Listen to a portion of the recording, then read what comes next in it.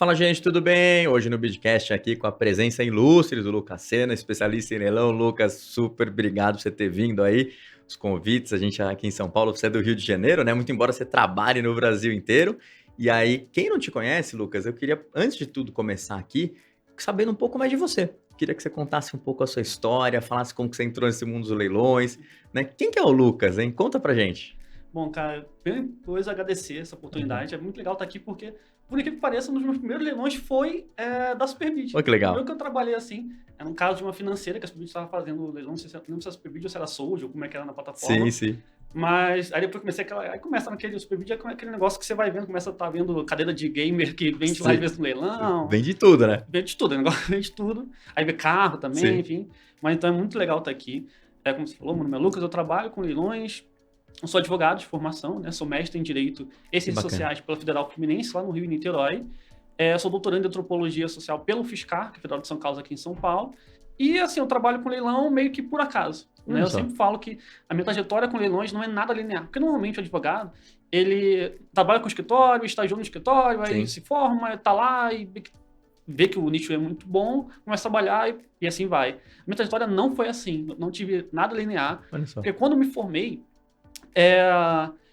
eu tinha oportunidade ou de trabalhar num escritório, como qualquer outro advogado, etc. Só que a vida do advogado empregado é muito complicada. São altas horas, um salário muito baixo. Sim. E eu tive a sorte de logo depois, eu me formei, na semana seguinte abri o mestrado. Na UF, que era esse em Sociologia e Direito, que foi o que eu fiz.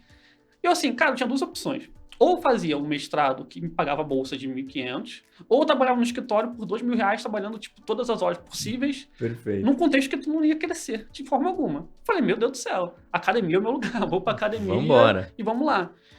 E aí eu entrei na academia, fiz um mestrado, foi uma experiência muito legal, que eu sempre indico pra galera, assim, cara, faça pelo menos o mestrado, é importante pra você também desenvolver sua intelectualidade, pesquisa e etc. Acabou que foi muito importante até na parte de leilão, porque o leilão pressupõe muita pesquisa, Leilão é um sistema que ele é muito bom se você trabalhar, mas ele não é um sistema pronto. Perfeito. No sentido de que cada edital é um edital, você tem o mesmo banco, às vezes, por exemplo, com editais diferentes, você tem transições que acontecem, e isso ajudou muito. Só que eu estava na academia, e assim, eu não tinha essa prática da academia, por quê? Porque eu vim de uma faculdade pequena, particular no Rio, o Média, que era Cândido Mendes. Então, lá não tinha muito essa questão acadêmica. Mas quando eu entrei, eu pensei, nossa, existe esse mundo onde você pode ganhar para estudar? Que negócio é esse? Maravilhoso. Legal, né? Aí fui, me joguei naquilo e comecei a carreira acadêmica sem advogar. Eu só abrindo casa aqui e ali, só para completar a renda, era bolsista.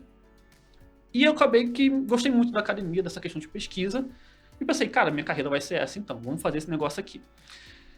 Aí eu consegui terminar o mestrado em 18 meses. Vai ter um fluxo aqui. Em 18 meses, porque eu tinha sido convidado para fazer o doutorado na UFSCar, na Federal de São Carlos. Porque acabou que é isso, eu trazia meio que essa. Gostava de estudar o direito na prática, especialmente. Legal. E muito com essa questão antropológica e tudo mais.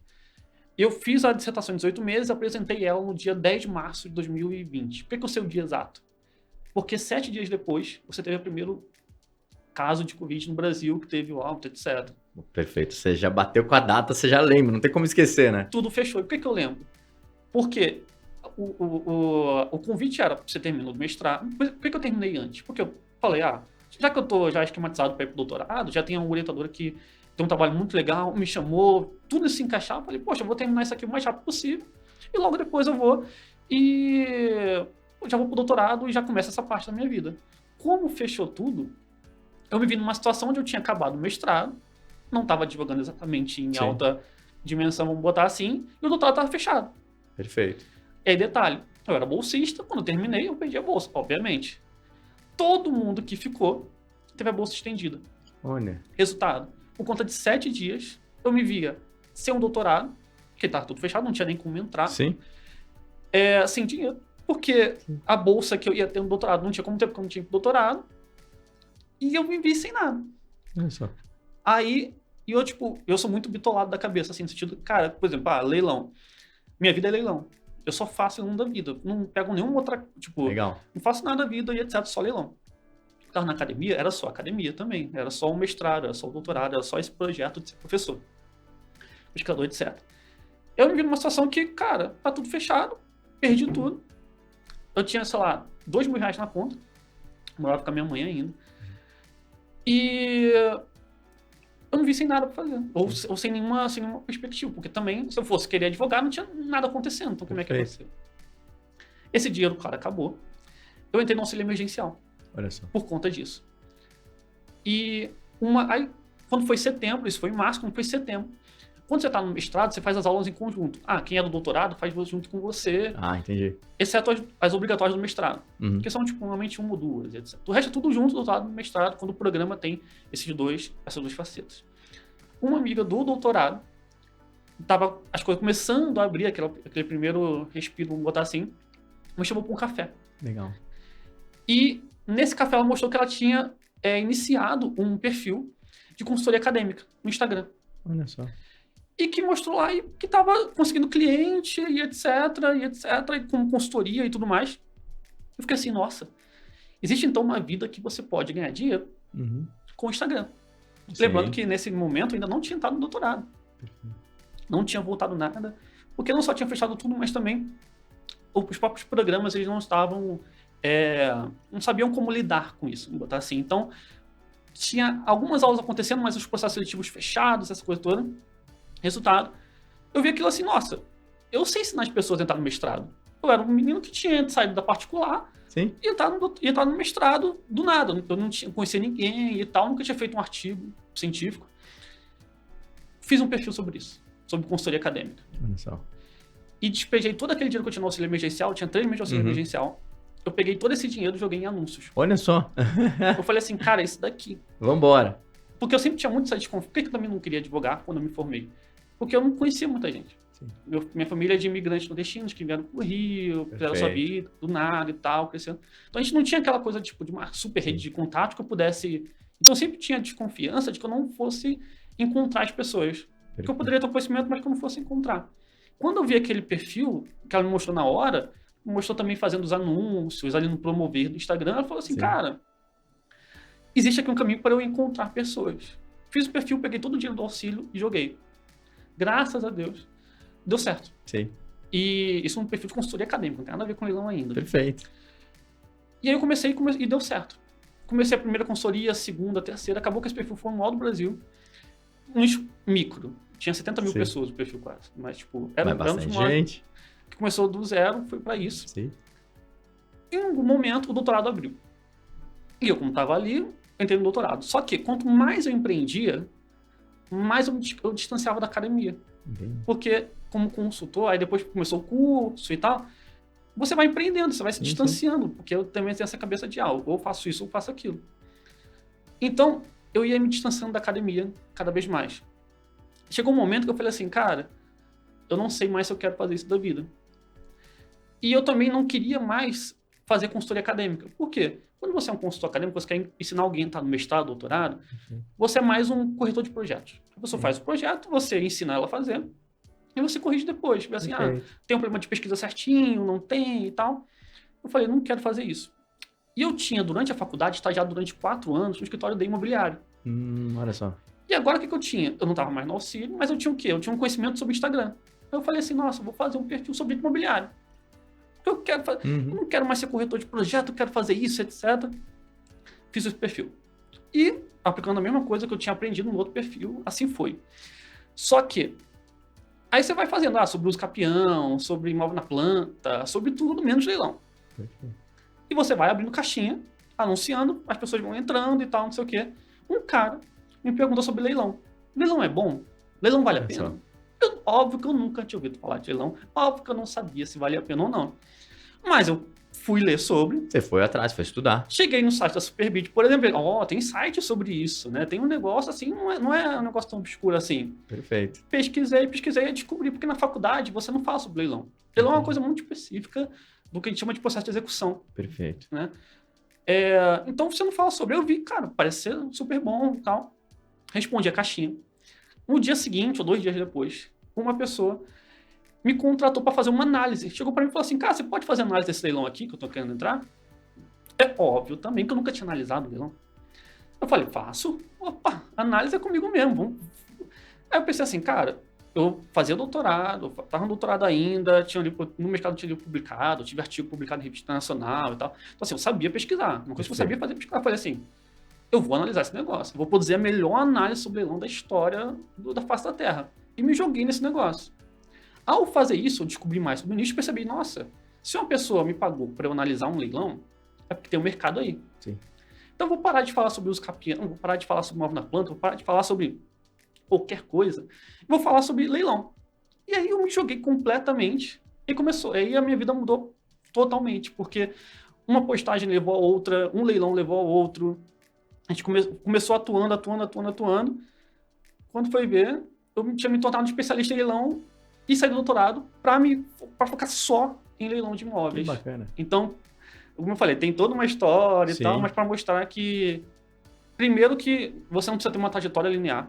Você não precisa, tipo, caramba, você, sei lá, se fosse advogado, né? Tipo, não, que eu tenho que estar no escritório de imobiliário. Sim, com certeza. Cara, leilão é uma coisa que qualquer um pode aprender. Eu era um doutorando em antropologia.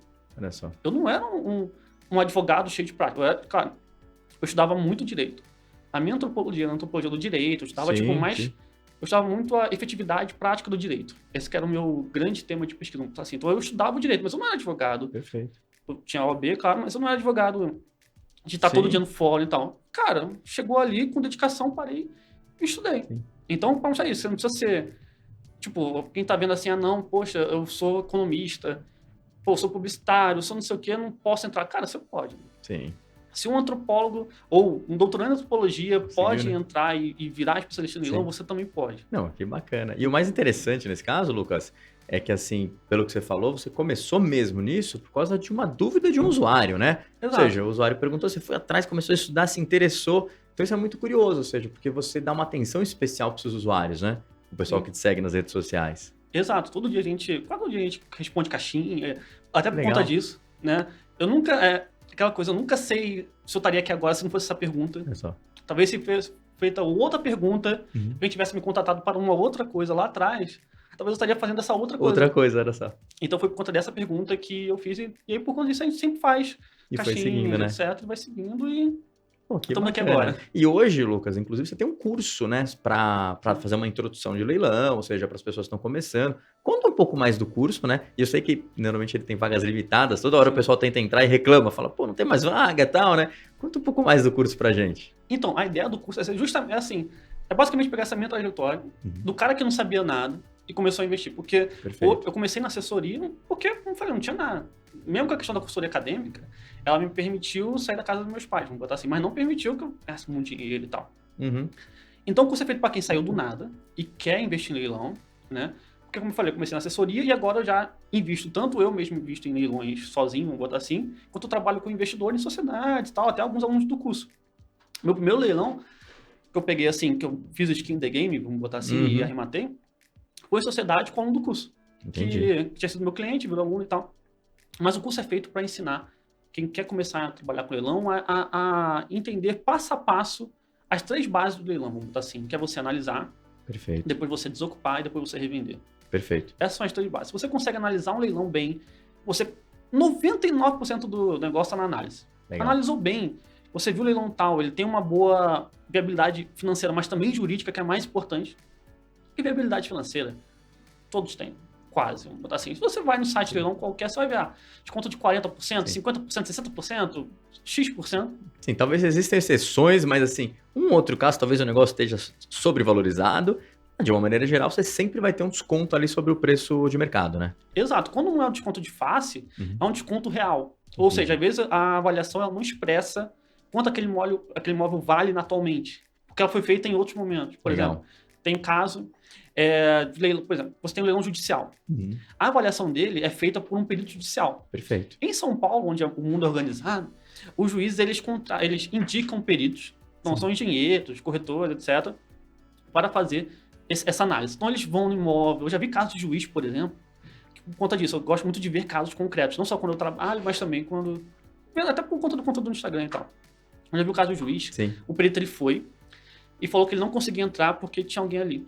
E falou que foi fazer uma avaliação indireta, que chama. Que é quando ele pega, eu falo que é avaliação de site de imóveis. Sim. O imóvel é tal lugar. Ele vai, pega 5 sites, faz uma estimativa e avalia. Eu vi o caso do juiz que, quando deparado com essa decisão, ou com esse ofício do perito, ele fez uma outra decisão, intimando o perito aí. obrigando ele aí. Falando assim, ó, você vai, se a pessoa não entrar, você chama a polícia. Então, aqui em São Paulo, por exemplo, você tem essas avaliações muito mais precisas. Perfeito. Por conta disso. Em outros lugares não é assim. No Rio de Janeiro, por exemplo, minha terra natal, não é assim. Primeiro que o juiz ele não indica perito. Ele manda um oficial de justiça. O oficial de justiça é aquela pessoa que tanto vai intimar alguém por conta de algum ato específico para responder no processo, quanto também vai avaliar o imóvel. Então ela não tem especialidade em regra para saber quanto aquele imóvel vale, qual o valor do metro quadrado e etc. Isso cria distorções. Pro bem e pro mal. Sim. Tanto vai ser casos de um imóvel que vai ser muito subavaliado ou sobreavaliado. Mas você tem ali essa oportunidade. E em São Paulo você também tem. Por quê? É um perito que faz, verdade, é um perito que vai lá e faz a avaliação, só que tem um lapso temporal. Às vezes você tem um leilão, por exemplo, que o juiz manda que seja de um desconto de 20%. Por quê? Porque sim. Entendi. Porque foi da cabeça dele que... E já era. E já. Ninguém vai arrematar, obviamente. Aí você tem um segundo leilão que é 1 ano depois. Só que para esse segundo leilão, vamos botar assim, né? Não vai ter uma nova avaliação. É avaliação de 2 anos atrás. 3 anos atrás. A gente pegou uma agora... Tudo pode ter acontecido, né? Tudo pode. A gente pegou agora de 6 anos. Avaliação de 6 anos. E tem decisão de São Paulo que fala que você não precisa reavaliar. É só pegar o valor e atualizar monetariamente. Entendi. Isso cria essas distorções. Perfeito. Então você pode ter uma avaliação perfeita, toda certinha, tem foto do imóvel, mas que ela está desatualizada. E aí que tem a oportunidade. Legal. Por isso que você nunca deve ver apenas o valor de face. Sim. Botar assim, só o valor do site. Porque ali pode estar escondendo alguma coisa bem ou por mal. Entendi. E o que eu ensino no curso é isso. É tanto fazer essa parte, entender isso. Pô, você pega um processo, por exemplo, que qualquer pessoa pode acessar. Tem site hoje em dia... Isso é legal. Que, por exemplo, tem site que com R$50 você acessa. Você pode acessar e tal. Se você já está em outro momento, você tem parceria com o advogado. Perfeito. Porque tem que desocupar. Sim, sim. Então, uma hora vai ter que ter um advogado lá pelo menos assinando. Mas que você... Tem muito investidor, tem muito aluno, que como ele já sabe muita coisa, ele já indica para o advogado. Ó, veja isso, e o advogado... Aí, a partir disso, ele trabalha com isso. Mas se você pega um processo e você vê que tem uma avaliação indireta, ali você já vê que tem algum problema. Porque ele pode ter, na verdade, uma oportunidade ou uma dificuldade. Entendi. Então, você saber isso... Agora, se for uma direta, você pensa, olha, talvez essa avaliação aqui está muito mais exata ou muito mais fidedigna do que a indireta, que tem pode ter essas incoerências. Então, eu ensino no curso isso. Como você avaliar todas essas partes... Que bacana. Edital. São 3 grandes bases. Tudo é 3, né? Então, é edital, o RGI, que é a certidão do imóvel na matrícula de registro de imóveis. Perfeito. Porque você pode ter um imóvel, por exemplo, um imóvel de banco, né? Um leilão extrajudicial, que tem uma dívida do banco. Então, a dívida nem é do imóvel. Eu já peguei casos, teve um caso muito louco. Um caso muito, muito louco, assim, que era de um banco que... era um banco, tinha financiado o imóvel por uma oficina mecânica e tinha o arrematante. Eram essas 3 partes. Em algum momento, foi numa desocupação, um troço assim, uma noção de leilão, um troço assim, uma cobrança, pediram para penhorar os imóveis da oficina. Olha só. O estagiário, nossa, que é de estagiário, aquela pessoa que não é um ser humano, é uma entidade. Acontece. Mandou, e tipo, no sistema do judicial, é um clique. Sim. Ele mandou penhorar todos os imóveis do banco. Nossa. Então, existe um banco brasileiro, não posso falar o nome, mas que até 1 mês atrás, 2 meses atrás, ele tinha 50, 100 imóveis penhorados no Brasil. Por conta dessa ação. Entendi. Aí a gente foi analisar o leilão, cara, uma ação assim no interior do Tocantins. Imagina o problema. Sim. Uma ação no interior do Tocantins, penhorou todos os imóveis, ou, sei lá, foi uma classe de imóveis do banco, sabe? Uhum. Se você não entende como avaliar o RGI do imóvel, a matrícula no registro, que todo site traz, se for no site do Superbid e vê lá, leilão, imóvel tal, vai estar lá a matrícula, vai estar lá o anexo e etc. Perfeito. Se você for ver e não entender o que é isso, você pensa, tem algum problema aí. Perfeito. E se você não entende a segunda camada, que assim, nesse caso, você não sabe de nada, você entra, não tá nem aí, entrou, pode se dar mal. Aí você tem a segunda camada, você viu a penhora lá, você começa a saber, talvez isso aqui não seja muito bom. Tem uma outra camada, que é você ir no processo e entender o processo. Que legal. Nesse caso, esse é um caso que a gente fez análise. Não era um problema, porque a gente viu que era um erro judicial. Assim, não era uma dívida que poderia respingar no imóvel. E estava já num procedimento, aí, cara, esse caso foi muito louco. Porque, por exemplo, aí o juiz mandou, depois que viu que o problema aconteceu, o juiz mandou cancelar as penhoras. Tá. Isso no Brasil inteiro. Só que os cartórios, eles não aceitam que você cancele uma penhora sem você pagar as custas. Ah, aí gerou um outro problema, né? Por quê? Bem. O banco não vai querer pagar as custas, porque não foi ele que fez. Sim. O devedor da ação também não vai querer. A oficina não vai querer pagar as custas, porque também não foi ela. Quem vai pagar? Quem deveria pagar? O estagiário. Sim, mas Ele também não coitado do vai pagar. estagiário. E a justiça também não vai admitir o erro. Uhum. Então, assim, tinha uma questão Sim. maior ali, ou uma questão assim, fática. De qualquer forma, não era algo que inviabilizava o leilão. Sim. Mesmo que você tivesse que pagar a baixa do seu imóvel, Sim. você ia pagar, sei lá, R$300. Ou seja, no final é tudo uma questão também de saber analisar os dados, né? É tudo análise de dados. Por Legal. isso que eu falo, 99% do negócio é análise. Que bacana. É você chegar e sentar. Você analisou o edital, analisou a RGI, analisou o processo, você já filtra muito o leilão. É ali que você só vai precisar, mais do que isso, mandar alguém lá. Entendi. E o que eu ensino também é mandar a pessoa lá e fazer as perguntas certas. Teve um caso que a gente arrematou em Goiânia, por exemplo, que era uma cobertura e tal. Por acaso eu estava em Goiânia nesse dia e fui lá e até fui com o investidor pra gente, é o que a gente arrematou em sociedade e tal, pra gente ver o imóvel. Perfeito. Aí eu perguntei, alguém já viu, perguntei as perguntas que eu vou falar daqui a pouco e perguntei se alguém tinha ido lá antes. A moça falou, não, foi um senhor. Foi um senhor, mas eu falei que estava ocupado, ele foi embora. Olha só. Isso é um erro. Por quê? O fato de estar ocupado em si não é um problema. Depende da ocupação. Porque você pode ter 3 ocupações. Você pode ter o devedor, que está lá, e tem um vínculo pessoal com o imóvel. Você pode ter uma segunda pessoa que está de aluguel. Sim. Normalmente, é muito fácil dela sair amigavelmente. Por quê? Legal. Porque ela não tem esse vínculo tão forte. Sim. Então, tu faz um acordo, paga 3 aluguéis para ela. 2, 1, paga a mudança. Sai de boa, normalmente não tem muito problema. E você tem também uma terceira opção, que era uma pessoa de favor. Sim. Que era o caso, inclusive.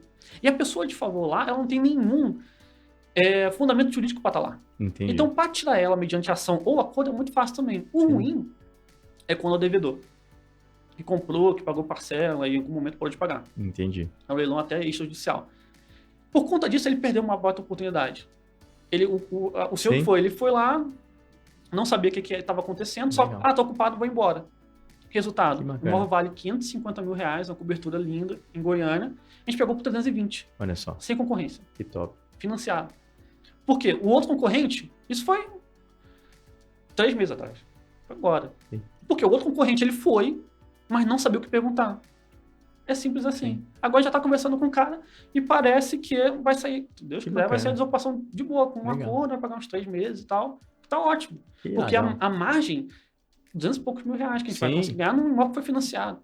E aí é muito legal essa questão do leilão, porque quando você ensina alguém ali a comprar um imóvel por 300 e vender por 600, você está falando que a pessoa ganhou 300 mil reais. Então você acaba criando um investidor potencial ali, né? E aí queria que você contasse um pouco mais. O curso também dá essa visão ali para você que quer investir em leilões de imóveis, principalmente, né? Porque tem um valor mais avantajado, digamos, de valores, e aí você pode ter um retorno maior, né?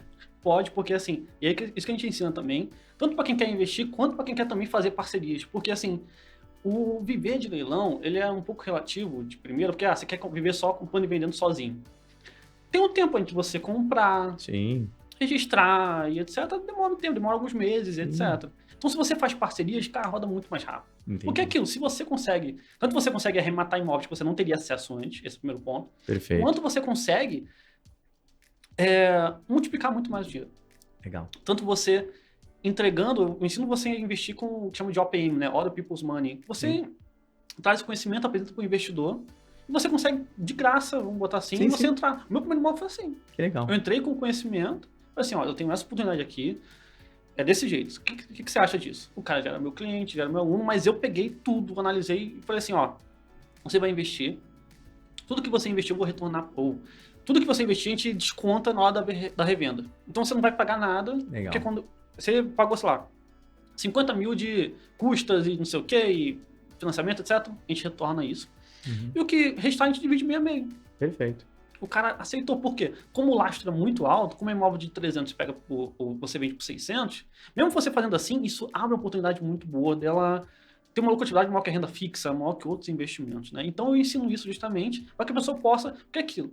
Se você entende como analisar dentro desses 3 parâmetros, um imóvel de 100 mil reais, tu também entende analisar um imóvel de R$1.000, de R$1 milhão, de 900. Porque é um sistema só. Sim. Você vai no site da Superbit, por exemplo, tu tem imóvel ali desde 100 mil a, sei lá, 15 milhões. É o mesmo edital. Não é o mesmo edital, mas assim, é a mesma base de análise. Entendi, não, perfeito. para você analisar. Então, você entendeu isso, é multiplicar e, claro, você entender as particularidades de cada local. Sim. Isso é muito importante. Tem casos, por exemplo, que a gente vê que o imóvel é lindo, tudo certinho, mas ele não tem um fit com o local. Às vezes, eu já vi um caso de uma cobertura no Rio que ela não tinha muito encaixe, porque era uma cobertura num bairro que não tinha demanda por um imóvel daquele padrão. Entendi. Ou seja, você vai comprar e você vai ter uma dificuldade em vender aquele imóvel depois. Exato, Tá. porque quem compra, ou quem tem aquele dinheiro, sei lá, é um imóvel de, acho que 600 mil reais, vamos botar 600 mil reais. Quem tem esse dinheiro não vai para aquele bairro, Entendi. vai para outros. Então, tu teria que pegar uma pessoa que é dali, que ama aquele local e quer ficar lá.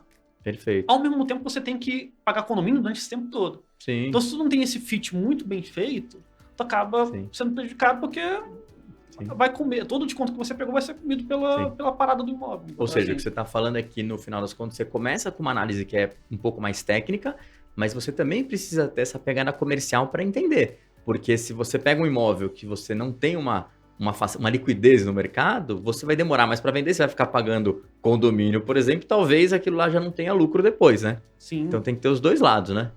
Exatamente. Legal. Teve um caso agora que a gente estava analisando de uma fazenda no Maranhão, porque tem investidor que é do Maranhão, tá? A gente está também vendo fazenda, vendo outros, porque é isso. Sim. A análise do apartamento Minha Casa Minha Vida é a mesma coisa de uma fazenda de uma grande propriedade do Maranhão. As premissas são as mesmas, né? São as mesmas. Legal. Só que a gente falando com o corretor de lá, a gente descobriu que lá é muito mais para você vender fazenda, é muito mais para plantar ou para pecuária. Perfeito. Não é para você, por exemplo, aqui no Rio, São Paulo, enfim, você tem a compra de fazendas para fazer loteamentos, etc., para fazer construção. Lá não tem essa demanda de construção tão grande assim. Fazenda é para ou plantar ou pecuária. E aí a gente descobriu com o corretor de lá que a terra era muito argilosa. E segundo, eu não sou especialista, mas segundo consta, isso prejudicaria a plantação do que normalmente é plantado ali. Perfeito. Ou seja, o leilão era todo certinho, a gente analisou, mas no final esse último ponto inviabilizou. Um detalhe, né? Então, como você falou, você vai da parte técnica, jurídica, que não é um bicho de sete cabeças. Você, por exemplo, na nossa equipe, agora na nossa empresa, a gente tem checklist. Entendi. Passa pelo checklist para só ali já resolve essa parte. Legal. Então, assim, contém uma coisa ou outra diferente, ou uma jurisprudência diferente, ou uma coisa diferente que a gente vai um pouco mais a fundo para entender o que está acontecendo ali. Mas a grande maioria é checklist, vamos botar assim. Você tem que ir até o final. Porque vai do checklist e depois vai a parte social, fática. Rio de Janeiro tem muito isso, por exemplo, tem bairros que você não pode ou não deve investir se você não for da região. Sim, com certeza. Rio de Janeiro é complexo. É complexo. É uma entidade por si só, digamos assim.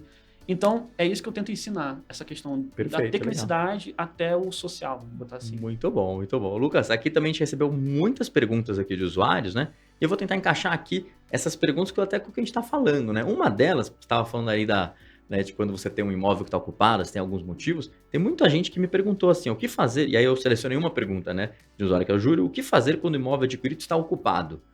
E aí talvez não tenha uma resposta muito simples, mas queria entender um pouco mais de você, tipo, qual que é a recomendação hoje? Primeira coisa, amigável. Tentar falar com a pessoa, porque assim, por incrível que pareça, a maior parte dos casos é liberado por um acordo. Que porque legal. assim, a pessoa que está lá, ela sabe que ela não pode estar lá, ou que ela está no imóvel que não é dela. Perfeito. Sabe? Ela sabe. E ela sabe que ou ela não pagou o financiamento, ou está alugado. E aí você pode, como eu falei, ter esse acordo muito mais facilmente, mediante um pagamento. Aí, normalmente, você tem que pagar alguma coisa, mas você paga 3 meses, tá ótimo, a pessoa sai, maravilha. Primeira coisa, acordo amigável. Ter um jogo de cintura, entender aquela pessoa que está lá, porque normalmente, se você ter simpatia, você vai ter... pode ter sucesso muito fácil, não facilmente, mas assim, normalmente sai. E aí tem até um ponto, né? Se você tem um pouco de bom senso, né? Sim. Tipo, você fala assim, ó, você precisa sair daí imediatamente. Fala, pô, peraí, a pessoa tá com um móvel ali, tá estruturada. Deixa eu conversar e negociar alguma coisa que faça mais sentido. Ora, vamos fazer o seguinte, 90 dias pra você sair com calma, te ajudo aqui em umas coisas.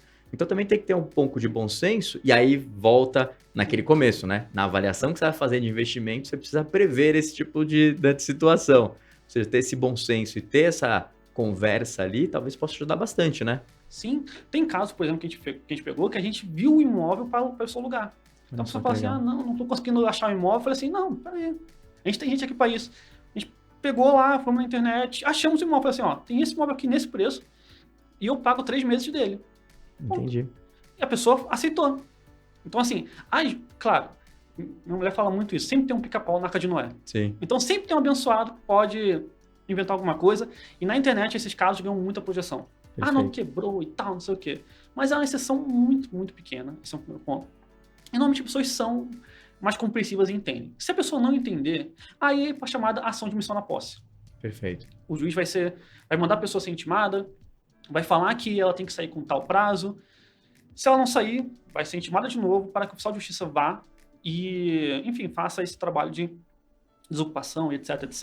E normalmente sai. A gente teve um caso aqui em São Paulo, foi um caso que viralizou muito na internet, etc, foi da vingança da síndica. Sim. Porque era um caso onde a ocupante era a síndica do imóvel. Aí a gente pensa assim, nossa, olha o problema. A síndica do imóvel tem toda a máquina do prédio Sim. com ela e etc.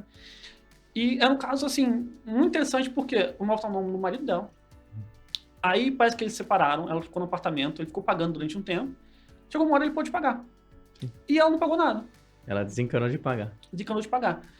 E a gente pensava assim, quando a gente arrematou e viu que era síndica, por quê? Você não pensa que vai ser a síndica, que é uma pessoa que tem liderança no condomínio, vai se colocar nessa situação, ou enfim, coisa que vale. Sim. E era tipo, era uma parcela pequena, tipo, dava pra pagar, ou enfim, até pela renda, a gente viu depois, dava pra pagar. Essa Sim. pessoa não pagou.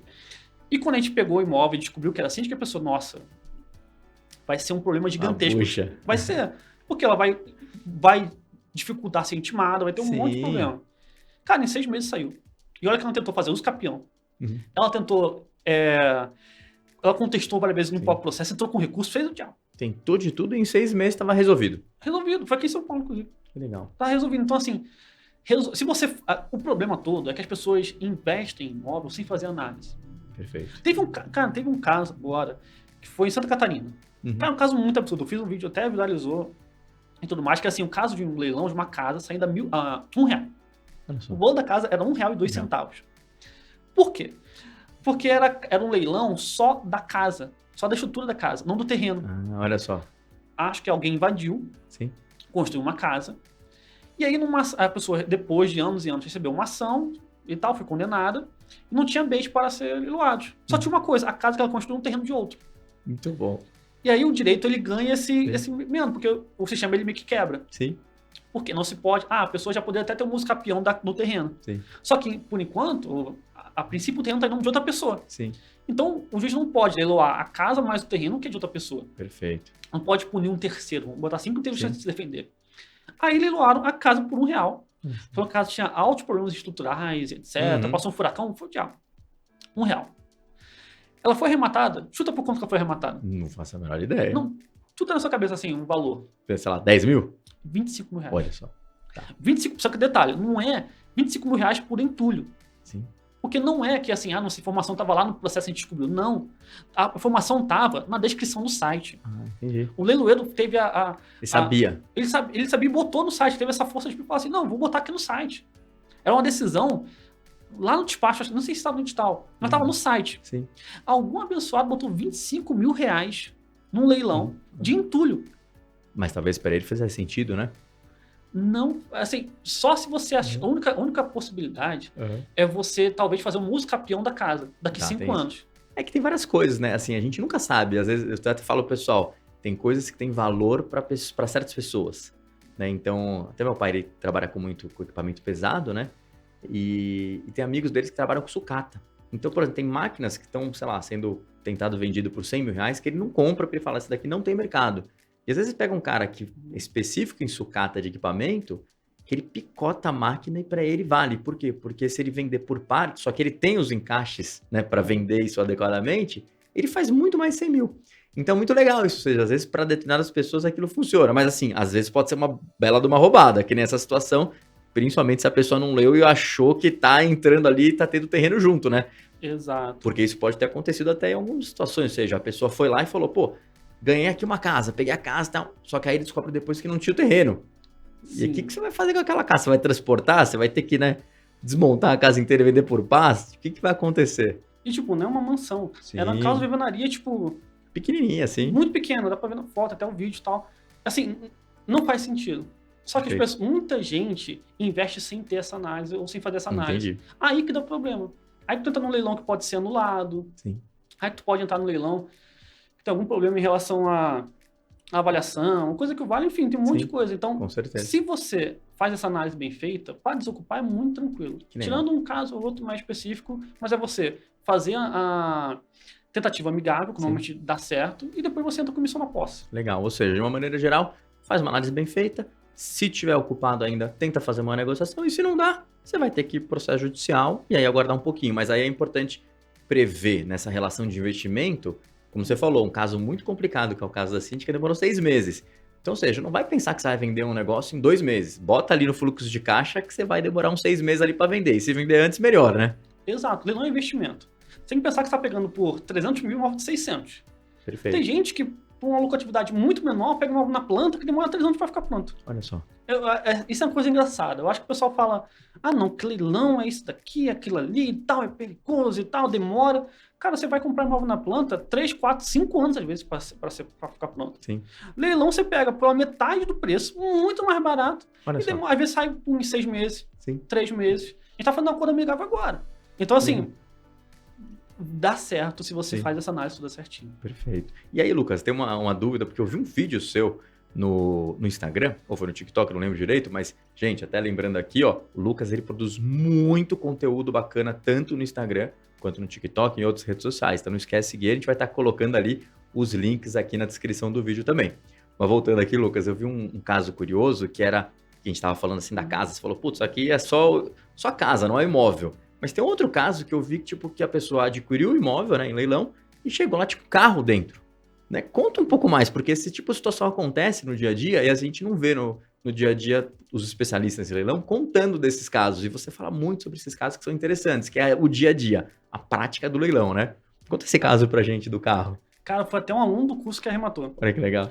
Quando eu fiz o vídeo, não tinha arrematado ainda, tinha mandado a dúvida e tal, lá no nosso grupo, mas depois ele arrematou. O carro em questão era um Volkswagen Logos. Olha, você lembra até do modelo, né? Ele mandou a foto, assim, deve estar lá, sei lá, 20 anos. Olha só. Era um Logos 2.0, segundo o outro aluno do curso, que gosta muito de carro. Porque tem isso, muita gente que trabalha com leilão de imóveis vem do leilão de carros. Tá. Tem essa transição, assim, a pessoa começa com objetos, Sim. passa por carro, aí vai para imóvel, porque, claro, o valor é muito maior e tal, não sei o quê. É uma sequência lógica, né? Você tá ganhando grana e tá aumentando ali o investimento, né? Exato, e você entende o sistema basicamente, começa. Bacana. Era um VW Logos, segundo ele, era uma versão até meio especial. Então, assim, para quem gosta disso, eu acho que até vale um dinheiro. Vale. Tem essa questão. Mas isso acontece de vez em quando, de não só carro, mas também objetos, tipo móveis, acontece muito com móveis, porque a gente sempre pensa no leilão naquela questão mais básica de assim, não, é a pessoa que tá morando lá e etc. Cara, tem muita casa que vai ao leilão. Eu peguei um apartamento que nunca ninguém tinha nem morado lá. Olha só. A gente teve que botar, a gente gastou até 6 mil reais pra botar o contrapiso. Olha só. E contrapiso, janelas e os bocais, assim. Você estava zerado mesmo. Tava zerado. Era o que eu chamo de relançamento. Perfeito. Porque quando você tem um lançamento, a construtora, ela faz, sei lá, 500 unidades que vão ser lançadas. Cara, entre o lançamento na planta e a entrega das chaves, umas 50 deixam de pagar. Olha só. Então, uma oportunidade muito boa, que foi assim que até que eu comecei as empresas de arrematações em relançamentos. Legal. Que você tem imóveis vazios, nunca ninguém morou, só vai ter que botar o contrapiso, às vezes uma janela ou outra e tudo mais, e você pega vazio, desocupado, tudo certinho. Então tem muito imóvel assim. E tem muito imóvel também que é abandonado. Ou que tá, sei lá, há 10 anos fechados, porque... E esse é um caso. É de uma pessoa que já tinha falecido, não tinha herdeiros. E o imóvel ficou. Ficou lá. E o carro dela ficou lá também. E quando é assim, nos editais você tem uma cláusula específica chamada cláusula ad corpus, que é uma cláusula que fala assim, você pega o imóvel no estado que ele está. Então, por exemplo, isso acontece muito com o terreno. O terreno ele não vai ter no edital a metragem exata de como ele é, ou de uma fazenda, etc. O que essa cláusula faz é que você pega o imóvel como ele está na prática. Perfeito. Se ele tiver todo quebrado, você pega ele todo quebrado.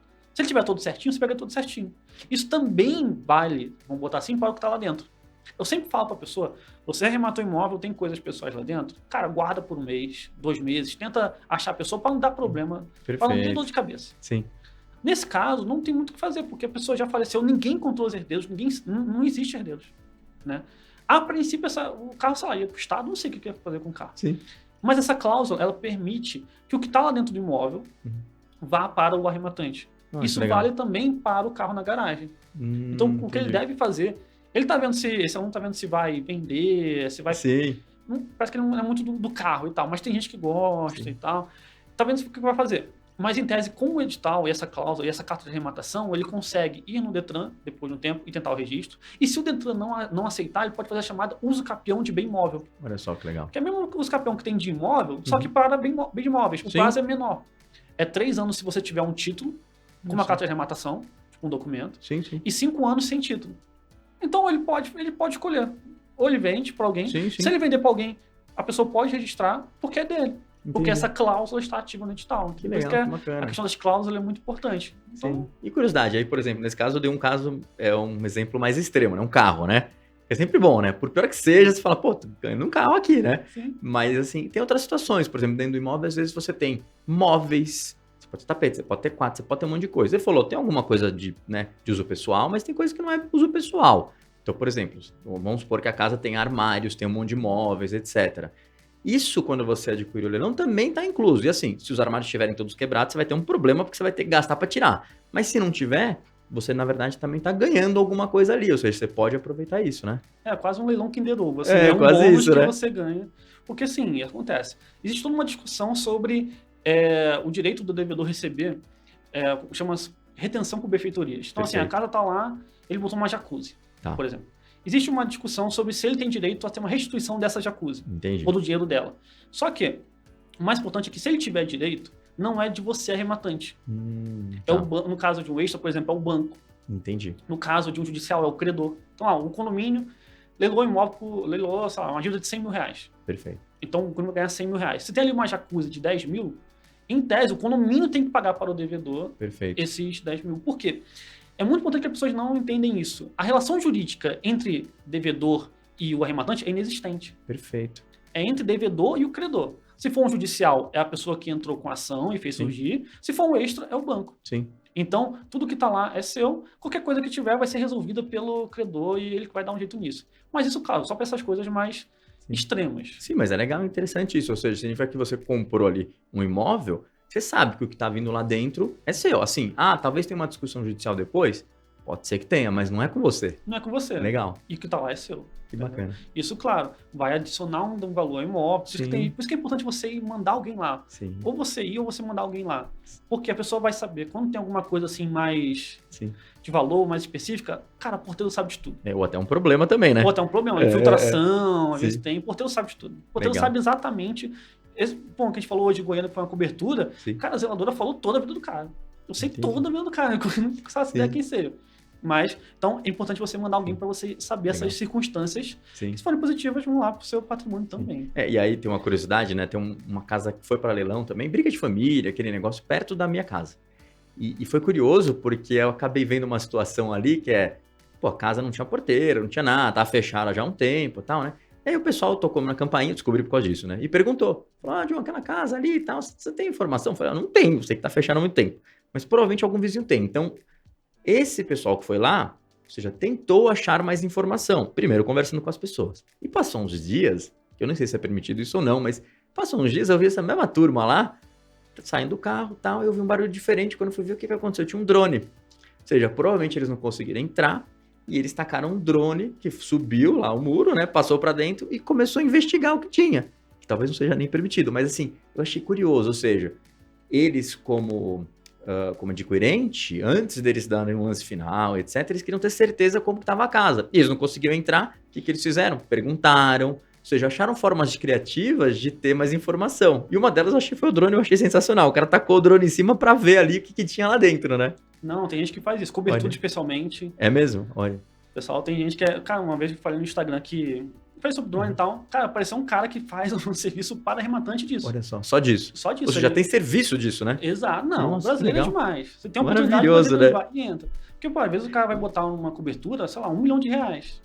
Ele tem que saber como é que tá essa cobertura. Sim. E ele vai dar um jeito. Então, Perfeito. para pagar sei lá quanto, tipo, para botar um drone, ele vai fazer. Então tá tem gente que valendo. faz. Olha que legal, bacana, né? E Lucas, aqui a gente falou, você até falou um pouquinho tempo atrás de terreno, etc. E assim, eu sei que tem muita gente ganhando dinheiro com loteamento e leilão, né? Uma mistura dos dois aí.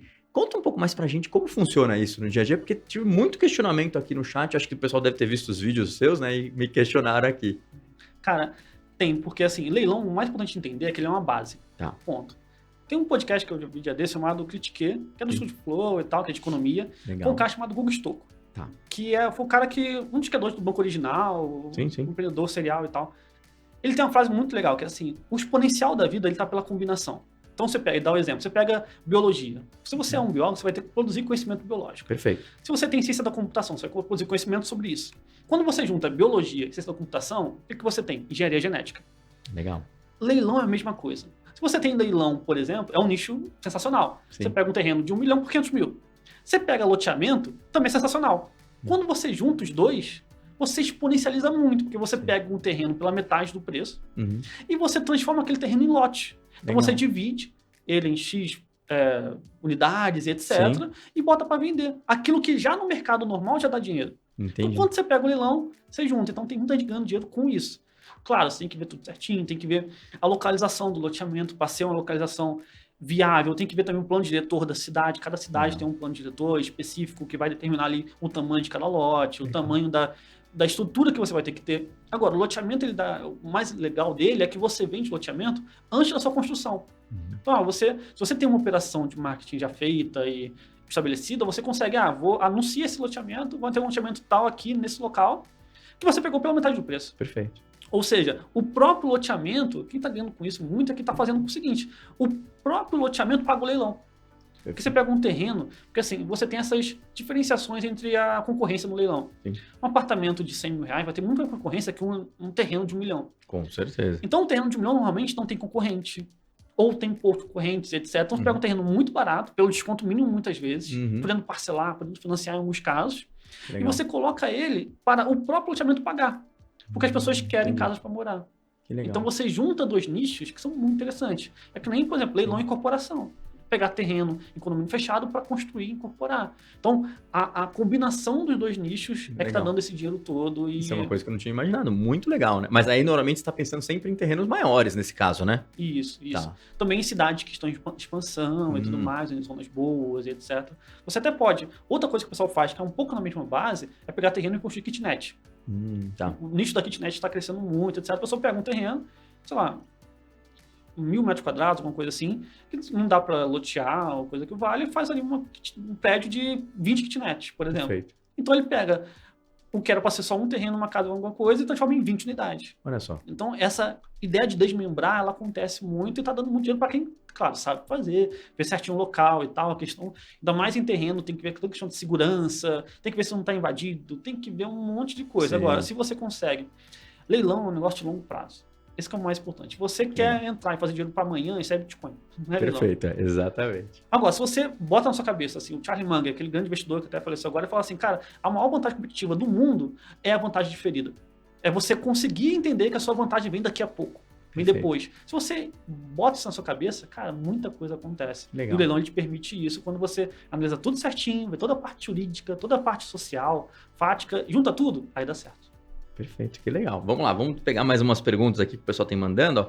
Tem gente que está perguntando aqui o seguinte, ó. Quando o leilão é anulado, o leiloeiro precisa devolver a comissão? Vou perguntando, não faço a menor ideia isso aqui. Precisa devolver, assim, o arrematante de boa-fé, ele sempre é protegido. Tá. Sempre. Então, assim, o leilão foi anulado. Se não for ficar provado que teve alguma tramóia do arrematante... Sim. Claro, isso aqui é Brasil, isso acontece. Mas, quando é assim, se não for esse caso, sempre é tudo devolvido, tanto a comissão do leiloeiro, eventuais custos. Você... Tem muito caso que a gente fala assim, cara, o risco é o da retenção. Então, assim, você pegou um leilão que tem um risco de nulidade. Você não perde seu dinheiro. O que pode acontecer é ficar aquela discussão jurídica ali que você sabe, se você analisou bem, você sabe, faz parte do jogo. Perfeito. O da comissão, ele sempre é devolvido. Isso entendi. sempre é devolvido. Quando o arrematante, ele sempre é protegido. Então não tem que ficar com nenhum medo quanto a isso, sabe? Anulou, devolveu, tudo certinho. Ou seja, vamos lá, comprei um leilão, tô super feliz e tal, e por algum motivo foi anulado. Entendeu? Pode ser se juridicamente, alguma coisa do gênero, né? Tipo, o dinheiro meu vai ser devolvido e o dinheiro que eu paguei ali pro leiloeiro também, em teoria, é devolvido. Ou seja, tudo isso é devolvido e a gente fica tranquilo nesse caso. Exatamente. Tá. Quando não é devolvido, por exemplo, quando você pega um leilão financiável e o banco não apaga o seu crédito. Sim, mas porque aí é culpa sua. A culpa sua que não viu antes. Entendi, perfeito. Muita gente fala assim, nossa, eu tenho tal renda e o banco não me aprovou. É uma liberalidade do banco. O problema é seu. E você deveria ter visto antes. Perfeito. Bom, você não pode entrar no leilão financiável pensando em financiar sem ver isso. Então, nesse caso, aí você perde. Você deveria ter feito corrida atrás. Agora, se o leilão for anulado, etc., você recebe tudo de volta. Legal, isso é bom. Muito importante ter esse ponto ali, porque, ou seja, significa que quando a culpa é sua, não tem nada a ver. Você vai ter que continuar pagando a comissão ali. Mas se for anulado por uma questão extra, ou seja, foi anulado e eu não tenho nada a ver com isso, aí não. Aí efetivamente você tem que ter o valor devolvido. Tudo devolvido, corrigido monetariamente, etc. Que legal, bacana. Vamos para a próxima, que tem bastante pergunta aqui, né? Vamos lá. Tem gente perguntando o seguinte, ó, se é possível adquirir imóvel em leilão usando o consórcio. Mas a pessoa já tem um consórcio, alguma coisa do gênero? É possível? Em regra, não. Tá. Quase nenhum leilão, assim, leilão judicial não aceita. No extra, você tinha alguns do Banco do Brasil que aceitavam lá atrás, mas não entendi. aceitam hoje em dia. É muito, muito raro. Você pode ver assim, não, vai ter um da Caixa, não sei aonde, que... Não. É muito, muito É raro. exceção, na verdade, né? Exceção, de exceção, Tá. de exceção, de exceção, de exceção, que eu nunca vi, por exemplo. Eu Sim. nunca vi um leilão que aceite consórcio. Então, consórcio e leilão, eles não entram nessa parte. Perfeito. O consórcio, tem muita gente falando sobre consórcio e leilão hoje em dia, tem muito interesse. O consórcio entra depois que você arremata, numa estratégia de alavancagem financeira. Perfeito. Onde tem gente que fala que você pode comprar. Por exemplo, você tem uma carta no seu CNPJ, por exemplo. Tá. E você arrematou o imóvel todo certinho, financiável. Você pega a carta do CNPJ e faz uma recompra desse imóvel com o CNPJ que está na sua pessoa física. Que legal. Com a carta de consórcio. Usando, agora, não o valor que você arrematou, mas sim o valor cheio. Tá. Em tese, essa operação permite que você fazer uma alavancagem e aí você poderia, em tese, fazer. Mas Entendi. não você comprar com consórcio, entendeu? São estratégias diferentes. Ah, entendi. Legal. Ou seja, em teoria, é muito difícil encontrar essa situação de você poder comprar ali com consórcio, mas você pode usar como uma estratégia sua de alavancagem. Exato. Legal, bacana. A questão toda é você ter a carta contemplada. Sim. E essa que é a grande dificuldade, assim, de você...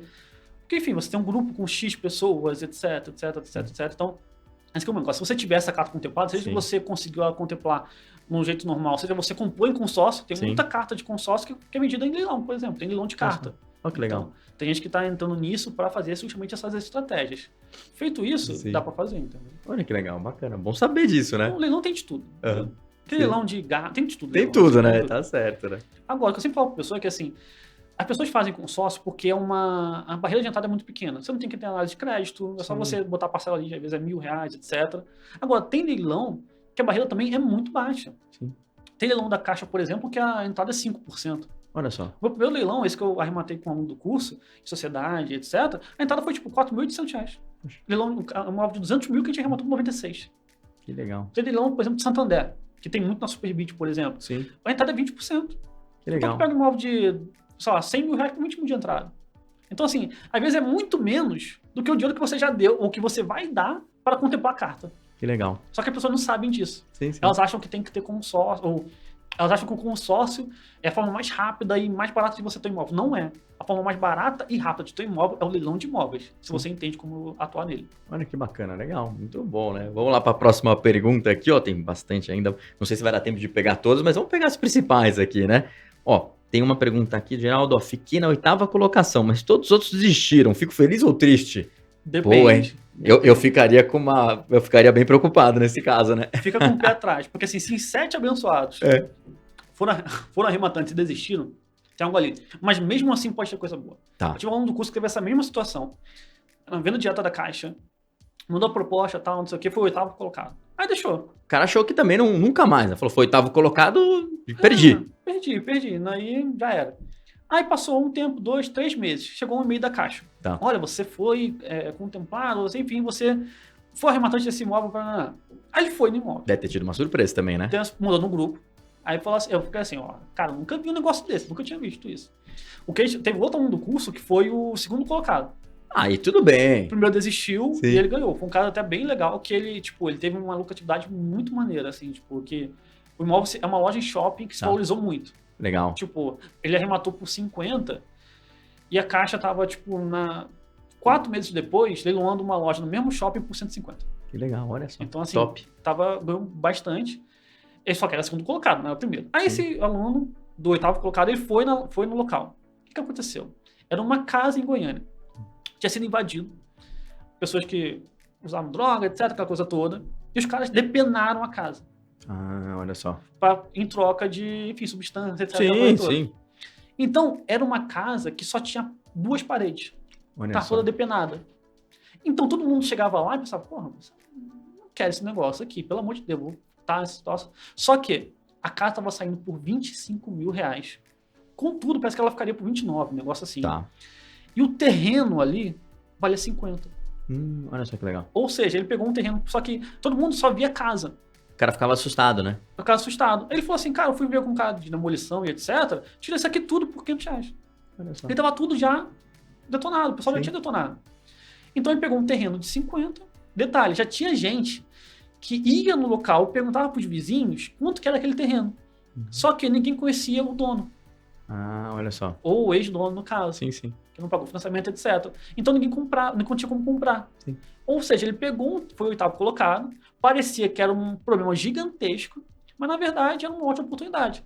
Pegou, demoliu, tá vendendo agora. Olha que Vai bacana. conseguir rapidinho uma Sim. oportunidade muito legal. Então pode ser bom se você, claro, ter esse olhar um pouco além da Sim. aparência, digamos Que assim. legal. Por isso tem que sempre verificar, identificar direitinho, né? Fazer essa avaliação, né? Exato. Inclusive, uma dúvida que o pessoal mandou muito aqui, que eu queria até ver contigo, o pessoal fala assim, sempre tem que ver a avaliação, né? Tem que ver imóvel para conseguir entender.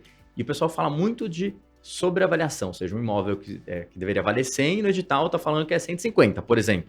Só que tem casos ao contrário também, né? Ou seja, você tem que ver, porque às vezes é uma oportunidade muito melhor do que você imagina, né? Ou seja, tem os dois casos ali, né? Sim, isso acontece muito, Tá. por alguns motivos. Judicial, primeiro, é porque normalmente a pessoa que faz não é muito da área, é um oficial de justiça, alguém que não está muito acostumado com aquilo, ou que passa muito tempo. Sim. Então, foi avaliado certinho, mas passou 2 anos, cara. Sim. Muda muito, ainda mais agora. Tem muito caso assim na época da pandemia. Sim, com Porque a certeza. pessoa foi avaliar na pandemia, não tomou em consideração o tempo remoto. Sim. O mundo mudou completamente. Pô, eu moro em Teresópolis. Foi um que eu chamo de expatriados do Rio de Janeiro, que a gente tá indo pra Serra e tal, muita gente tá indo. Pô, Teresópolis hoje, em alguns aspectos, dobrou de preço de 3 anos pra cá. Porque o tempo remoto permitiu que todo mundo vá. Isso acontece muito, né? Legal. No judicial... Ou seja, significa que o erro pode ser para cima ou para baixo. É normal. Ele vai expressar ou não o fato social real, vamos botar assim. Perfeito. No extrajudicial acontecem 2 coisas. Primeiro que o extra, a lei fala que ele tem que ser primeiro no valor da avaliação, no primeiro leilão. O segundo leilão no valor da dívida. Só que o valor da avaliação é o valor, muitas vezes, do contrato. Então é o valor no qual o contrato foi feito lá atrás. Perfeito. Por quê? Pensa, sei lá, Santander, Caixa... Quem faz mais leilão no Brasil, assim, de banco é Santander e Caixa, né? Poxa, eles têm, sei lá, milhares e milhares de imóveis sendo leiloados. Eles não vão mandar, a pessoa parou de pagar. Eles vão mandar uma pessoa ir avaliar o imóvel de novo, que está ocupado às vezes, ou que, sei lá, o que vale. Então, ele não tem essa estrutura para reenviar o imóvel para análise, vamos botar assim. Então, é um contrato que vincula. Esse contrato pode estar muito defasado, esse é o primeiro ponto. Perfeito. O que traz essa oportunidade de cima e embaixo. Pode estar sobreavaliado, subavaliado. Segundo ponto, existe uma regra jurídica muito importante que é a do preço vil. Que, em tese, os leilões eles não podem sair por menos que 50% da avaliação. Leilões judiciais. Entendi. No extra é diferente, mas judicial, eles estão mudando também, tem uma lei nova. Sim. Judicial tem isso. Tem muito juiz que aplica essa regra do preço vil, que não deixa o imóvel sair a menos que 50%, pro extra também. Entendi. Então tem muito banco, eu já vi a Caixa fazer isso muitas vezes, só isso que explica, que tem muito banco que diminui a avaliação para que na segunda praça o desconto ele não seja menor que 50%. Entendi. Eu já me rematei um imóvel, por exemplo, por 200, que ele valia para a Caixa 210 mil reais. Perfeito. 2 meses depois sai o contrato, né? E a Caixa oferece um seguro para você fazer. Eu até acho que é uma boa esse seguro. Sim, sim. Geralmente por conta da dinâmica do imóvel de leilão. Porque ele cobre muita coisa e tal. Sim. No seguro, a Caixa avaliou o imóvel por 250. Olha só. E os corretores da área também avaliam por 250. Só que, pelo preço de saída do leilão, se for 250 a avaliação, Sim. ele ficaria tipo, com desconto de 60%. Perfeito. Acabou que eu arrematei por 130. Então, isso acontece muito. Por o banco não dar essa abertura, eles têm essa percepção. Não vamos botar um valor muito alto, então isso cria essas incoerências. Mas, claro, pode ser para cima ou para baixo. Acontece Perfeito. de tudo. Legal, bom saber, né? E aqui, Lucas, você tinha citado outra situação, que, poxa, chegou lá e a casa estava depenada, né? E eu queria entender um pouco de você o seguinte, quando ocorre uma situação que nem essa, e lógico, você pode olhar e falar, pô, né, ainda é uma oportunidade, vou ficar para mim. Mas assim, vamos supor que você chega no edital e olha ali, tudo bem, você fez a aquisição e tal, mas em algum momento você chega na casa e o negócio é completamente diferente, né? Então, tem até pergunta aqui, ó, o que fazer quando o apartamento é depenado após a aquisição? Né? E aí eu acho que talvez tenha um ponto ali que é o antes da aquisição e o depois da aquisição, né? Conta um pouco pra gente, o que a gente faz quando você descobre que o apartamento foi depenado antes da aquisição ou você adquiriu e logo na sequência o pessoal foi lá e depenou o apartamento? Quando é antes da aquisição, né? Quando a gente não consegue provar que a pessoa que estava lá, que fez aquilo, aí não tem muito o que fazer. Por exemplo, esse caso que eu falei, a de Goiânia, que pessoas estavam usando para qualquer outra coisa lá e, enfim, não tem nem como você rastrear quem são aquelas pessoas, sabe? Que estavam ali, etc. Isso não tem muito o que fazer. Perfeito. Agora, se a pessoa que estava lá foi a que dependeu por vingança, de vez em quando isso rola, eu nunca aconteceu comigo, mas a gente vê acontecendo na internet. Mas acontece. Acontece, que O pessoal é complicado. Pô, teve um caso agora que chegou até mim que a pessoa deixou um cachorro na casa, Olha, abandonado dentro da casa. nossa, que loucura. Tá rolando processo, tal, assim. As pessoas são complicadas, não é só brasileiro, as pessoas são complicadas. Sim, só faz tudo. Então tem gente que tenta se vingar e tudo mais. Aí é você juntar todas as suas provas, principalmente testemunho de porteiro. Perfeito. Teve um caso, o cara conseguiu, até convertir em vídeo, ele conseguiu os anúncios de imobiliárias daquele imóvel quando ele foi comprar. Tá. Então ele foi nas imobiliárias da região, conseguiu anúncios daquele imóvel e juntou lá para mostrar, olha, quando a pessoa comprou o apartamento lá atrás, estava tudo certinho, não foi anteriormente. Entrou com uma ação contra a pessoa e cobrou essa pessoa. Entendi. Hoje em dia, o direito ele traz muitas oportunidades, muitas possibilidades de cobrança. Você pode penhorar a aposentadoria, você pode penhorar salário, você pode penhorar outros bens, pode penhorar bens móveis, imóveis, tentar com o processo. Quando você vê uma pessoa que é desse perfil, não tem, como a gente fala no Rio, não tem desenrolo. Sim. É você entrar com o processo, juntar todas as provas que a justiça cuida disso e Legal. a gente nunca vê caso que a justiça deixa de dar uma ação, deixa de, enfim, prover, se você tem tudo lá provado que a pessoa realmente entrou. Porque dá para saber. Sim. Dá para saber se a pessoa foi beligerante numa eventual desocupação amigável. O porteiro sabe com certeza. Então, tudo isso é muito tranquilo de saber. Entendeu? Legal. Ou seja, tem atitudes que podem ser tomadas, né? Tem. A justiça ela resolve isso com muita facilidade. Claro, tem todo o tempo da justiça e Sim, etc, sim. etc. Agora, tudo certinho, a justiça dá um jeito nisso. Tem solução, legal. E você falou da justiça, eu lembrei que assim, tem muita pergunta aqui sobre algumas situações, tá? A primeira delas é sobre a Lei 14.711. Fala assim, é uma verdadeira revolução no sistema de leilões extrajudiciais. Realmente é uma revolução ou não? Qual que é a sua opinião sobre isso?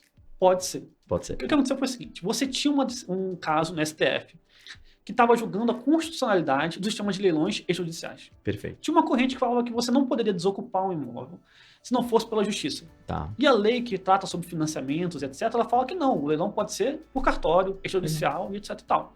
Justamente para ser mais rápido. Imagina se todo leilão da Caixa fosse para a justiça. Já era, acabou a justiça brasileira. Porque Perfeito. já não dá conta agora. Imagina se fosse pegar todos os Minha Casa Minha Vida que estão Sim. na Caixa, etc. E tinha uma ação pendente. Porque um juiz ou outro estava dando anulação com base nisso. Legal. Aí tinha uma ação pendente. Essa ação foi julgada, acho que em outubro agora. Tá. Né? E declarou a constitucionalidade, falou que estava tudo certinho com essa lei de financiamento. Ou lei de alienação fiduciária, aquele 95.14.97. Falou que estava tudo certinho. 3 dias depois, sai essa lei 14.711. Perfeito. Que foi, na verdade, uma resposta do sistema de financiamento a essa decisão. Que assim, já que a decisão permitiu, que ela ratificou a legalidade desse procedimento, vamos mudá-lo para ser ainda mais efetivo, digamos assim. Perfeito. Ou em alguns casos agressivo até. Tá. E essa lei traz algumas mudanças. E pode sim ser uma mudança muito alta. São 3 mudanças básicas. Antes, a inadimplência era muito leve. Por quê? Você financiou o imóvel, não pagou, o banco vai leiloar. Tá. Se alguém arrematasse, você recebe a quitação. Se alguém não arrematasse, você também recebe a quitação. Legal. E o imóvel ia para o banco. Quando você vai na Superbid, por exemplo, você pega um leilão que é assim, o leilão de Santander condicional. É o quê? É um leilão que já teve a primeira praça, ninguém arrematou, Perfeito. que é na avaliação, a segunda no valor da dívida e ninguém arrematou. Aí o imóvel ia totalmente para o Santander, por exemplo, e ele escolhia fazer o leilão condicional. Normalmente é o jeito que o Santander usa para tentar fazer que o leilão saia. Ele fala assim, olha, vai ter esse leilão aqui, vamos ver qual vai ser o preço, se for um preço legal, a gente vende esse leilão, esse imóvel e tal, pagando as dívidas e tudo mais. Né? Só que se isso acontecesse, o devedor também recebia quitação. Então ele recebia quitação, alguém arrematando ou não. Tá. Nessa lei nova fala o seguinte, o banco vai tentar vender na primeira praça pelo valor da avaliação, ninguém compra, porque óbvio, ninguém vai comprar pelo valor da avaliação, a não ser que esteja muito subavaliado. Sim. Na segunda praça, acontecia que a dívida, às vezes, era muito alta e mais alta que a avaliação. Porque a pessoa financiou o imóvel esse ano, Sim. aí ano que vem ela para de pagar. Então a dívida é muito alta, porque é o valor da dívida, dos juros, do imposto. Vai tudo junto. Vai tudo junto. Agora essa lei fala o seguinte, olha, na segunda praça, no segundo leilão, o banco ele pode fazer um valor que seja até 50% do valor da dívida. Ou do valor do imóvel, perdão. Então se o imóvel era por, sei lá, 200 mil, a dívida era 400, agora ele pode vender por 100 mil na segunda leilão. Entendi. Ele não vai precisar esperar que o segundo não tenha ninguém para fazer um novo leilão. Entendi. Ele pode já agora fazer um segundo leilão mais barato. Então, por exemplo, esses leilões condicionais de Santander, talvez eles não existam mais. Porque já vão ter um desconto já no segundo leilão. Entendi, perfeito. Vai ficar muito mais rápido o sistema se os bancos levarem isso. Enfim, vai ter que ver como é que vai ser efetivado, Sim, né? como que vai ser a prática, né? Exato. Tá. E a grande diferença, além disso que é bom para arrematante, né? A segunda diferença é que agora o devedor ele não tem quitação. Tá. Se a dívida era 400 mil reais né? E o banco vendeu esse imóvel por 100 mil, que ele estava avaliado em 200, Tá. vendeu por 100 mil, sobrou 300 mil reais que o banco teve de prejuízo. Sim. Né? Agora, esses 300 mil reais podem ser cobrados judicialmente do devedor.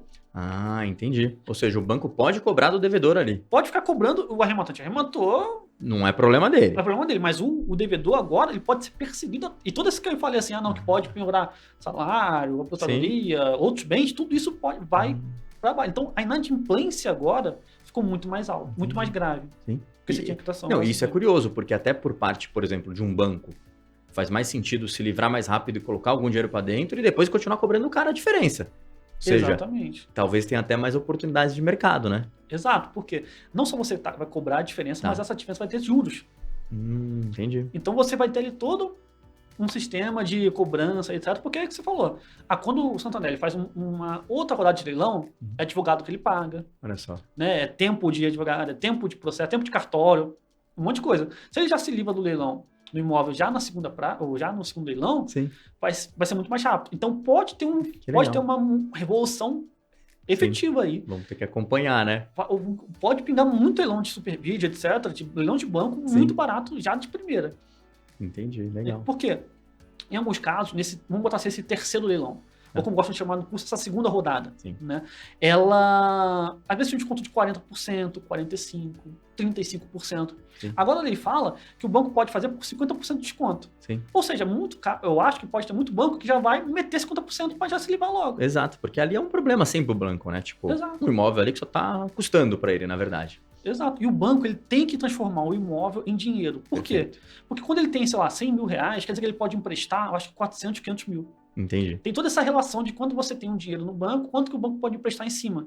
Então, o pessoal fala assim, não, mas por que o banco ele vai fazer um desconto tão grande assim, agora que o imóvel é totalmente dele e que a lei não manda ele leiloar por tanto por cento? Vamos pensar no sistema anterior. Né? Perfeito. Ele tem que leiloar e vai botar o desconto porque ele tem que transformar aquele imóvel em dinheiro. Perfeito. Para que aquele ativo se transforme em possibilidade de empréstimo. Então, pode ter, sim, para o arrematante, uma revolução de saindo muito mais barato. Os leilões com desconto gigantesco assim, de 80% podem tender a acabar. E, na minha opinião, já deveriam acabar. Por quê? Tinha muito juiz que estava anulando o leilão com base nisso. Entendi. Aplicando de forma analógica esse artigo do leilão judicial no extra. Perfeito. Então, já era muito perigoso você arrematar um imóvel com desconto muito alto. Porque, na grande maioria dos casos, estava sendo anulado. Olha só. Aí tu arrematava, tinha todo problema, tem toda dor de cabeça depois. Uma discussão enorme. Putz. Eu prefiro que o sistema esteja com desconto de 50%, que já te garante um lucro muito legal, do que você correr o risco de ter um leilão anulado, porque o desconto estava muito alto e você entrou lá meio que de passageiro. Perfeito. E aí, quando tá falando de justiça, também tem uma outra situação que acabou agilizando talvez algumas coisas do leilões. Né? Parece que o Supremo ele que validou ali aquela questão de retomada, né, de alguns entes. Né? Então, por exemplo, conta um pouco pra gente o que significa isso agora. Então, essa questão que estava sendo julgada no STF... Mas foi efetivamente julgado, então? Foi efetivamente julgado. Foi decidido que assim, não tem nenhuma possibilidade de falar que esse procedimento é inconstitucional. Entendi. Foi totalmente validado. Falou assim, olha, você não precisa do judiciário para desocupar e para retomar o imóvel. Perfeito. Você pode fazer mediante cartório, o cartório tem a chamada fé pública, então os atos do cartório são tomados como presumíveis, vamos botar assim, de validade, da sua validade jurídica. Então tá tudo certinho quanto a isso. O que tinha era justamente essa nuvem, que quem trabalha nesse ramo sabe que não ia ter uma inconstitucionalidade, porque se tivesse, ia ser um caos na Terra. Sim. Porque todos esses leilões que acontecem no Brasil inteiro iam ser anulados e ia virar um caos. Tanto para qualquer um lado como para o outro. Então, tá tudo agora certinho, tudo legitimado, tudo certinho para acontecer e ser permitido. E no final das contas o cartório vai notificar, etc. E se a pessoa que estiver sendo ali notificada tiver uma contestação, ela ainda pode entrar na justiça, né? Pode, essa é a base dessa decisão. Sim. Porque assim, não é que, o leilão é pelo cartório, o judiciário ele não pode falar nada. Não, a pessoa pode ir na justiça a qualquer momento. Sim. O chamado acesso à justiça ele é garantido. Legal. Sendo assim, não tem por que você anular esse procedimento todo. Sim. O que tem de parte jurídica agora é ver como essa nova lei vai ser internalizada. Perfeito. Tem pontos ali que talvez sejam muito agressivos e que o juiz no Brasil, no dia a dia, pode falar assim, isso aqui talvez não vale tanto, mas não sobre o sistema como um todo. Legal. Pode ser um artigo ou outro da lei ali que vai ser contestado ou vai ser reinterpretado. Como eu falei, a gente não sabe como é que vai ser essa cobrança, especialmente na relação entre devedor e banco. Perfeito. Como vai ser essa cobrança entre o devedor e o banco depois que o imóvel foi arrematado? Entendi. Qual vai ser o limite disso? Qual vai ser o limite dos juros que vão ser cobrados? Como é que vai ser isso? Então, isso que talvez fique um pouco pendente para ver como é que a justiça vai falar sobre agora. Mas sobre a relação da legitimidade do leilão, do arrematante, etc., isso está super tranquilo, super finalizado agora. Tá tudo tranquilo. Que legal. E aqui a gente tem toda uma situação que a gente respondeu. Acho que a maioria das perguntas ainda tem bastante pergunta, mas já estamos aqui em cima do tempo, né? E talvez a gente goste sempre de terminar dando uma dica aí pro pessoal, né? Acho que seria legal você dar uma dica aí para quem está começando. A gente tem muita pergunta assim de gente que está iniciando o leilão. E não só a gente está iniciando no leilão, mas no leilão de imóveis, né? Que é um segundo passo. A pessoa está comprando, começou a comprar o eletrodoméstico, foi para um carro e agora está querendo nos imóveis, né? E aí, talvez a dica que eu dou para vocês é: poxa, o Lucas sempre está trazendo aí o curso dele, então sempre acompanha as redes sociais para vocês saberem quando que ele vai colocar o curso liberado de novo, né, Lucas? Acho que esse é um ponto importante. Mas se você tiver ali alguma dica para dar para essa pessoa que está começando o leilão de imóveis, Lucas, o que você colocaria? Bom, sobre o curso, a próxima turma agora é em fevereiro. Então, comecei em fevereiro, eu vou falar lá no Legal. Instagram e tudo mais, Bacana. pessoal. Sobre como começar, né? Eu acho que são 3 dicas básicas, assim. A primeira coisa é você entender que leilão é um jogo de volume. Perfeito. Então, você fala assim, nossa, que tem gente que quando tá começando, ela se apaixona pelo imóvel. Ela fala assim, nossa, aquele é o leilão perfeito, é do lado da minha casa e tal, vai ser esse que eu vou arrematar. Aí ela vai, ou entra no leilão que não é viável juridicamente, Perfeito. ou ela entra num leilão que o financeiro, e assim, cara, é impressionante o ego. Leilão, por que leilão é tão legal? Por que eu gosto tanto? Por que eu me identifiquei tanto com leilão? Leilão é antropologia. Leilão são seres humanos em situação conflituosa, fazendo decisões e fazendo decisões boas e ruins nesse meio caminho. Então, quando o cara se apaixona pelo leilão, ele fala assim, nossa, esse leilão aqui, ele vale, sei lá, 200 mil reais. O cara vai até 300. O que ele não quer é falar assim, não, eu perdi esse leilão. Porque ele se apaixonou por ele. Perfeito. E sempre tem aquela ideia assim, ah, não, é só mais um lance. É só mais um lance. É só mais um lance. Só que tem um outro cara do outro bairro falando assim, não, é só mais um lance também. Aí tem um terceiro, não, é só mais um lance também. Quando assim, vai muito acima. Então, primeiro ponto, leilão é um jogo de volume. Perfeito. Você tem que ver vários leilões, analisar vários para entender qual que é o melhor ou quais são os melhores. É um lote ali que você vai estabelecer para o seu mês, para a sua quinzena, para o seu trimestre. Assim que você vai tentar investir. Esse é o primeiro ponto. Perfeito. Segundo ponto muito importante, definir uma tese. O que é definir uma tese? Se, cara, leilão vai nos achar super bem. Você tem, sei lá, milhares de leilões de tudo quanto é tipo de lugares, de imóvel, carro, tem tudo ali. Então, se você não definir uma tese, tu vai ver tudo, não vai ver nada. Perfeito. Porque o ruído no ramo de leilão é muito alto. Tá. Porque é muito imóvel saindo, é muito bem saindo. Você tem que definir uma tese. Como eu falei, eu comecei nesses leilões que eu chamo de relançamento. Que são imóveis que foram lançados no Valor Minha Casa Minha Vida ou parecido, né? Que a construtora, ela lança, etc., até entregar as chaves, tem muito imóvel ali que não é pago até o final, não está vazio e financiado. Essa foi a primeira tese. Uma hora eu saí dela, por quê? Você tem que pegar imóveis, às vezes, mais caros para ter uma lucratividade maior e etc. Mas definir uma tese é muito importante. Você saber o que você quer. Ah, você quer flat na Liberdade. Tá ótimo. Vai pegar na Liberdade ali, quando sair um flat, você fica de olho. Ah, flat na Zona Sul, flat não sei aonde, mas você sabe ali onde você vai investir. Por quê? Assim você consegue entender os meandros daquele mercado. Perfeito. Qual o desconto médio, qual que não é. Se vale a pena ou não. Porque senão, se você não definir a tese, quando você se decepciona com um, você vai só se decepcionar com o outro. Sim. E você volta para aquele um. Porque tu não viu vários dele, tu viu um ou dois. Perfeito. Então definir uma tese é muito importante. Vamos lá. Primeiro ponto, leilão é um jogo de volume, você pega vários, define uma tese. E terceiro ponto, jurisprudência. Perfeito. Não precisa ser advogado. Mas uma coisa, quem trabalha com direito sabe, uma coisa é o que a lei fala. Uma coisa muito diferente é como a lei é aplicada. Perfeito. Eu fiz um livro sobre isso no mestrado, por exemplo. Justamente sobre isso, sobre a efetividade da lei. Então, se você pega a jurisprudência e fala assim, não, eu sou de São Paulo, quero trabalhar com leilão. Bota lá, jurisprudência, que é o que? É um coletivo de julgados, contém um acórdão de segunda instância, uma decisão. Bota lá, jurisprudência São Paulo. Apareceu o site, de graça. Aí você bota, leilão. Todo julgado de leilão vai aparecer. Você vai saber exatamente como que o judiciário paulista está atuando ou está decidindo sobre leilão. Que legal. Então, esses 3 pontos acho que são mais importantes para começar. Leilão, jogo de volume, defina a sua tese, para você poder sair dela em algum momento, vamos dizer assim. Perfeito. E terceiro, jurisprudência, vai ver como que ela é aplicada na prática. Com isso, você já consegue fazer muita coisa. Legal, bacana. Lucas, super obrigado por você ter vindo aqui compartilhar esse monte de conteúdo legal, essas dicas aí para os nossos usuários, né? Espero que você venha mais vezes, então sempre quando vier para São Paulo aí, avisa para a gente saber. Sempre que você vem, sempre aí regularmente, mas sempre avisa aí para a gente fazer mais uns podcasts, foram informações muito relevantes para a gente. Gente, vou deixar aqui as informações de todas as redes sociais do Lucas aqui na descrição do vídeo, para vocês seguirem. Lá no Instagram ele vai avisar quando tiver a próxima turma aí do curso dele. Então fica ligado que o curso, né, tem vagas limitadas, então tem que sair correndo mesmo para se inscrever. Eu mesmo fui olhar, quando eu fui ver já não estava mais aberto o curso, né?